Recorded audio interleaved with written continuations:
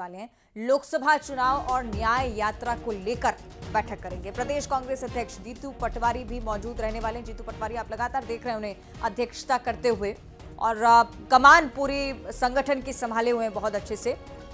और अब चूंकि केंद्रीय नेताओं को पहुंचना है, लोकसभा चुनाव की बयार है, तो भंवर जितेंद्र सिंह भी जल्द ही पहुंचेंगे। प्रदेश अध्यक्ष जीतू पटवारी के साथ मंथन भी करेंगे। पार्टी की रणनीति को लेकर भी हो सकता है कि बातचीत इस पर हो।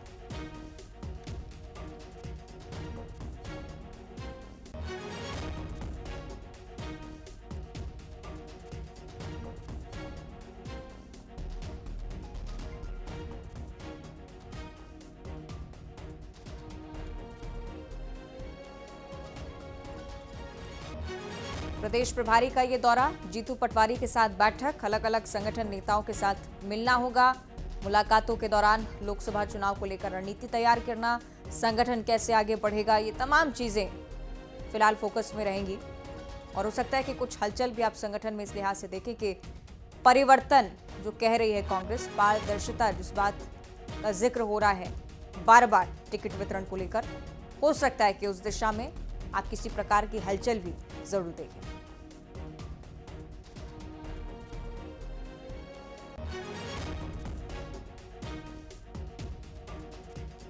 2 दिवसीय दौरा, लोकसभा की तैयारी में जुटी कांग्रेस लगातार इस ओर मंथन करती हुई कि कैसे खुद को बेहतर बनाए। 1 सीट महज हासिल की थी पहले लोकसभा चुनाव में,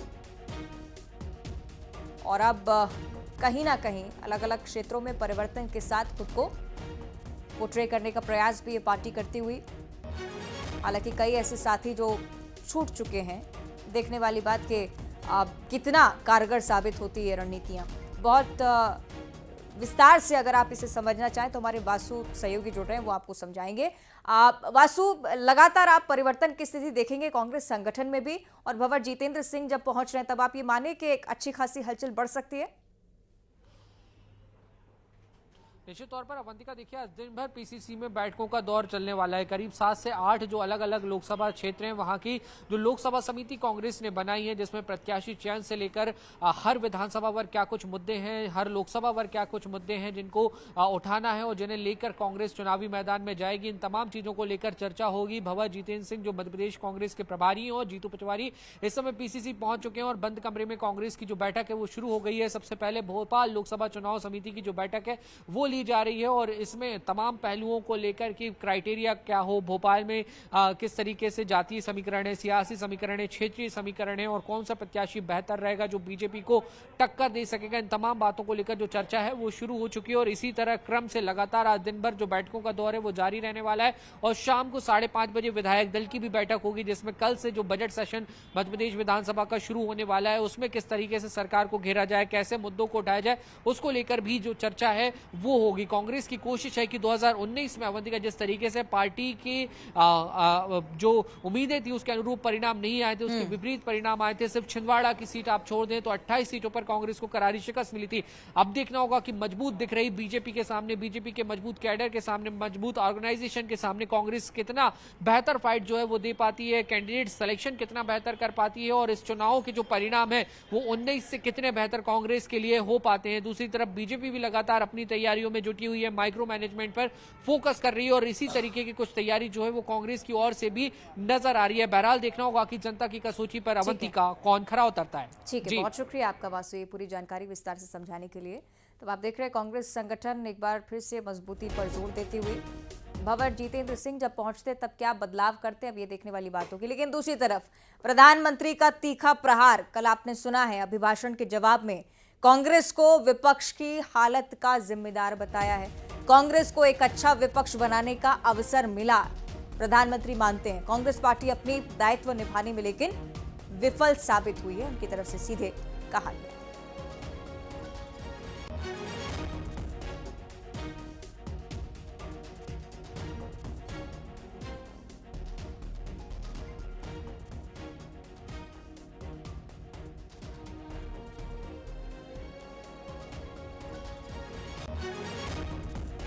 कांग्रेस पार्टी पूरी तरह से विपक्ष को जोड़े रखने में विफल साबित हुई, ये प्रधानमंत्री के शब्द हैं। और प्रधानमंत्री की तरफ से एक और बड़ा बयान, उनकी तरफ से ये भी कहा गया कि कांग्रेस प्रहार के बाद तीसरे कार्यकाल की भविष्यवाणी के तौर पर भी बता दूं कि कल लोकसभा में जो दावा किया तीसरे कार्यकाल में एनडीए 400 पार सीटें लाने वाली है, ये बयान भी लगातार उनका वायरल हो रहा है। बीजेपी को 370 सीटें मिलने का दावा भी प्रधानमंत्री की तरफ से रखा गया है।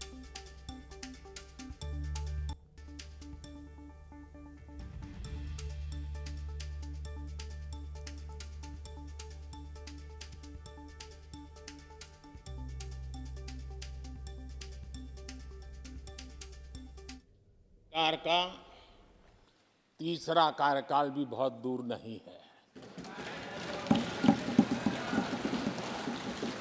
ज्यादा से ज्यादा 100-125 दिन बाकी है और अब की बार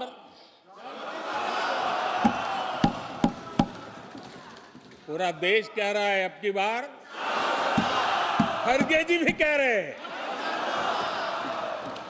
लेकिन अध्यक्ष जी, मैं आमतौर पर ये आंकड़े के चक्कर में नहीं पड़ता, लेकिन मैं देख रहा हूं देश का मिजाज एनडीए को तो 400 पार करवा ही के रहेगा, लेकिन भारतीय जनता पार्टी को 370 सीट अवश्य देगा।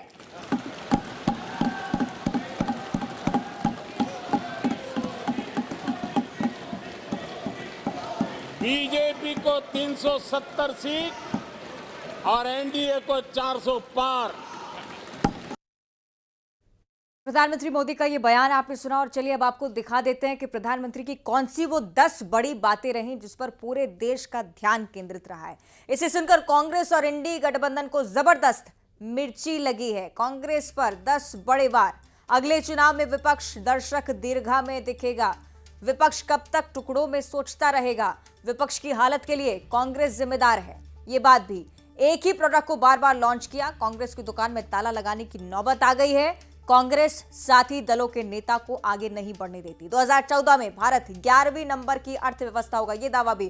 कांग्रेस ने हमेशा कर्पूरी ठाकुर का अपमान किया। कांग्रेस ने ओबीसी नेताओं का कभी सम्मान नहीं किया। कांग्रेस में एक कैंसल कल्चर पैदा हो गया है। परिवारवाद से पार्टी पर ताले की नौबत आ गई है। एक दुकान कई बार लॉन्च करते करते फेल हो गए हैं। अलायंस का अलाइनमेंट ही बिगड़ गया है।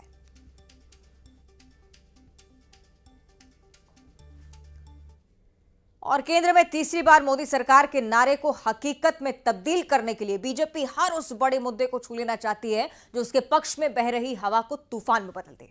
इसी कड़ी में मध्य प्रदेश बीजेपी में यूसीसी यानी कि समान नागरिकता संहिता पर चर्चा चल चुकी है।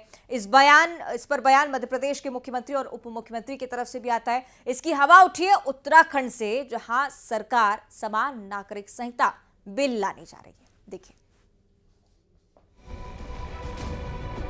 धारा 370, 3 तलाक और राम मंदिर।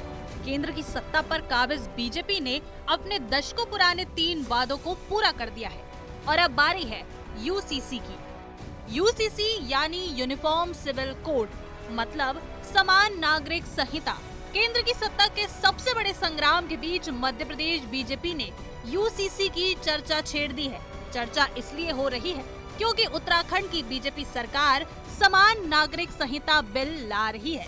अब मध्य प्रदेश के डिप्टी सीएम राजेंद्र शुक्ल कह रहे हैं, उत्तराखंड सरकार ला रही है तो भरोसा रखिए, शुरुआत हो रही है। वाले समय में ही आपको इसकी जानकारी मिल पाएगी। अभी तो इस बात को लेके आप लोग संतोष करिए कि उत्तराखंड सरकार में समान नागरिक संहिता का जो बिल है वो लाया जा रहा है। उनको मालूम है कि यदि हम चुनाव लड़ेंगे तो बहुत भारी वोटों से चुनाव हार जाएंगे, इसलिए चुनाव लड़ने से कतरा रहे हैं। समान नागरिक संहिता पर सिर्फ डिप्टी सीएम राजेंद्र शुक्ल नहीं बोले। न्यूज 18 के खास कार्यक्रम चौपाल में मुख्यमंत्री मोहन यादव ने भी यूसीसी यानी कि समान नागरिक संहिता पर अपना विचार दे दिया। संदेश साफ है, 3 वादे पूरे हो चुके हैं और अब चौथे की बारी है। मैं फिर दोहराना चाहूँगा, यशस्वी प्रधानमंत्री के नेतृत्व में जो केंद्र सरकार के द्वारा बताया जाएगा, राज्य सरकार अक्षरशः उसका पालन करेगी। लेकिन आपका विचार क्या है? मेरा विचार मोदी जी के साथ चलने का। यूसीसी के फेवर में हैं आप? मैंने फिर कहा कि जैसे हमारी भारत सरकार चाहेगी निश्चित रूप से हम वो सब करेंगे। समान नागरिक संहिता की पक्षधर बीजेपी अस्तित्व में आने के समय से कह रही है, जिसको लेकर राजनीति नारा भी दिया जाता रहा है। एक देश, एक संविधान, एक विधान। मतलब देश में रह रहे सभी नागरिकों के लिए एक कानून, यानी धार्मिक आधार पर अलग अलग धर्म संप्रदाय के लोगों के लिए धर्म के हिसाब से कानून ना हो। देश में संविधान के हिसाब से जो कानून बना है वही सब पर लागू हो। बीजेपी के राजनीतिक आधार के 4 प्रमुख मुद्दे रहे हैं: धारा 370, 3 तलाक, राम मंदिर और समान नागरिक संहिता। इन चारों में से 3 मुद्दों का हल हो चुका है और अब जब लोकसभा चुनाव सामने है तो चौथे मुद्दे को हवा देकर पार्टी अब की बार 400 पार के नारे को चरितार्थ कर लेना चाहती है। भोपाल से न्यूज़ 18 के लिए वासु चौरी की रिपोर्ट। और इसी के साथ इस खास बुलेटिन में इतना ही। देखते रहिए न्यूज़ 18।